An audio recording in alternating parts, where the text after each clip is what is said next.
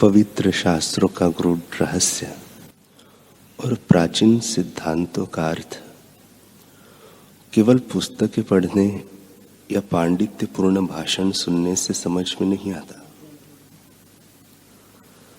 जो भाग्यशाली शिष्य गुरु के साथ आजीवन रहकर उनकी सेवा करते हैं और गुरु के प्रति आदर तथा भक्तिभाव रखते हैं, उनको तत्वमसि अहम ब्रह्मास्मि सर्वम खल्विदम ब्रह्म अयम आत्मा ब्रह्म आदि उपनिषदों के कथन अच्छी तरह समझ में आते हैं और उनके अर्थ का साक्षात्कार होता है। गुरु कृपा आत्मा का अंतर्दर्शन कराती है। अनेक बार की विनती और कठिन कसौटी के बाद ही सद्गुरु अपने विश्वसनीय शिष्य को उपनिषद की विद्या प्रदान करते हैं। उपनिषद की परंपरा के मुताबिक आचार्य ब्रह्म विद्या का रहस्य अपने योग्य पुत्र अथवा तो विश्वसनीय शिष्य को दे सकते हैं और किसी को नहीं। फिर वह चाहे कोई भी हो और भले ही चारों ओर से पानी से आवृत वैभव से समृद्ध सारी पृथ्वी गुरु को देने के लिए तैयार हो तो भी। आचार्य यदि वेदांत का सच्चा अर्थ जानते हो और जीवन की विभिन्न अवस्थाओं में उसे किस प्रकार लागू किया जा सकता है यह समझाते हो, तो एक बालक को भी वे वेदांत सिखा सकते हैं।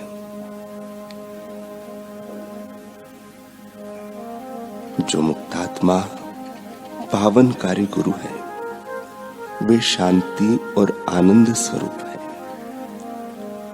वे समदृष्टि वाले और स्थित प्रज्ञ है। उनके लिए मान अपमान, स्तुति निंदा, सुख दुख समान है।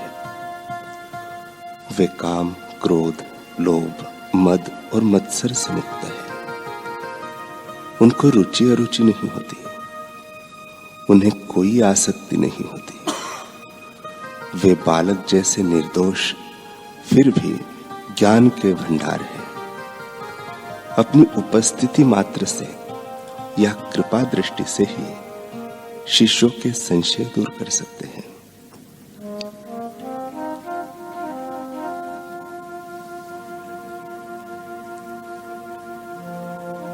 ब्रह्म को जानने का मार्ग क्या है? एक बार आनंदमयी मां शाम को गंगा किनारे टहल रही थी। वहां स्थानीय कुछ महिलाएं थी, जिनमें से एक ने आनंदमयी मां के साथ कुछ देर तक चर्चा की और प्रश्न किया कि इस दुनिया में रहते हुए ब्रह्म को कैसे जाना जा सकता है। मां ने हंसकर कहा, दुनिया है तब ब्रह्म कहा। जब तक दृष्टि सृष्टि है तब तक ब्रह्म की धारणा नहीं की जा सकती। जब ब्रह्म का साक्षात्कार होता है तब दुनिया नहीं रहती, केवल एक ब्रह्म ही रहता है। उस महिला ने उपनिषद के 2 श्लोक सुनाए।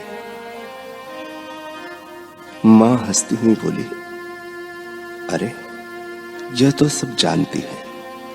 अपने शरीर की तरफ इशारा करते हुए कहा, यह शरीर तो यह सब कुछ नहीं जानता। इस शरीर ने पढ़ना लिखना कुछ नहीं सीखा। महिला ने पुनः पूछा, क्यों? दुनिया में रहते हुए ब्रह्म को जाना नहीं जा सकता? ब्रह्म को पाने का रास्ता भी तो है। मां ने कहा, हाँ वह तो है ही। वह मार्ग है सद्गुरु वचनों का पालन। महिला के जाने के बाद मां ने कहा, मन बुद्धि द्वारा ब्रह्म को जानने की कोशिश करने से इस तरह ही होता है। विचार द्वारा कुछ जानने से आंशिक ज्ञान लाभ होता है, कारण कि मन का स्वभाव है खंड रूप से देखना। तभी इस तरह की बातें आती हैं, ऐसा होगा, ऐसा नहीं होगा। परंतु जब ज्ञान का पूर्ण प्रकाश होता है, तब समझ में आता है कि जो जैसा कह रहा है सब ही सत्य है, इसमें कोई द्वंद्व नहीं है।